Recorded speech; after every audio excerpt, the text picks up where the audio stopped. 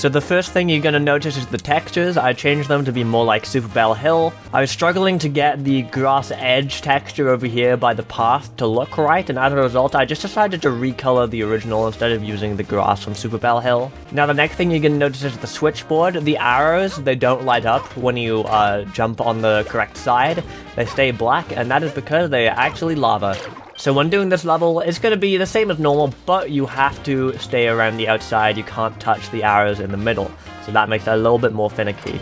So here, I've gotten rid of the stoppers on the rails. That means it will fall off without you, and a lot of the water pits I've replaced with lava pits. This lava is from Captain Toad's Fiery Finale in World Crown. I did that so I can just place it anywhere. I don't have to like actually edit the model that way. I wanted to keep the changes pretty simple here because I didn't want it to be like crazy difficult or anything like that. I wanted it to be something I could make quickly without burning out. You can see here, getting this block to allow us to get to the other side is much more difficult now because you can't step on the arrows. And the block lines up perfectly with the arrows. So I'm gonna have to go on top of it. Of course, you don't actually need to go on it at all, you can just do a running jump and a dive, but hey. So for this part, I moved the block down so you can just easily jump to it. You could jump to it anyway while it was up, but it wasn't that obvious that you could do it, so I moved it down, and then you gotta not do that. Instead, you wanna just spin jump on over, just like that, and make sure you avoid the arrows. Very crucial stuff. Now we're gonna come down, the switchboard falls off early, and we're gonna go in the pipe for the first green star. This area is pretty normal, I just changed the textures a little bit. As normal, you just aim for the gold hoops, and when you get the green star, you wanna go to the right because of the lava.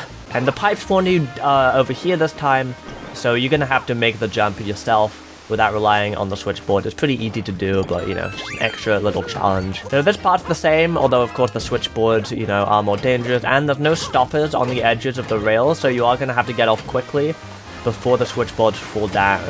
The stingbees here are just as annoying as ever. I still get hit by them constantly.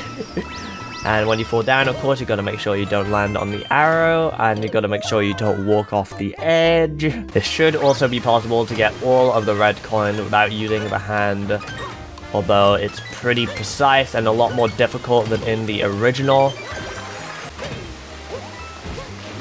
That was close.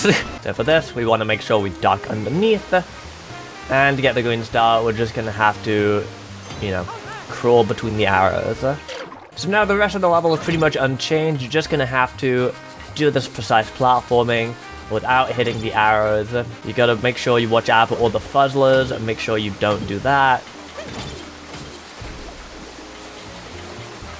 For the last green star, you can avoid the fuzzler by just standing on the tip of the switchboard. You can do the same in the normal game as well if you're struggling with that one. And then we're just going to make our way back down to the stamp. We can stay on the edges of the switchboard to make sure we don't even get close to the middle. No way. What I meant was close to the arrows, but whatever.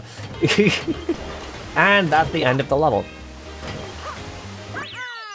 So that's how I made Switchboard Falls harder. Thanks for watching, and I'll see you in another video.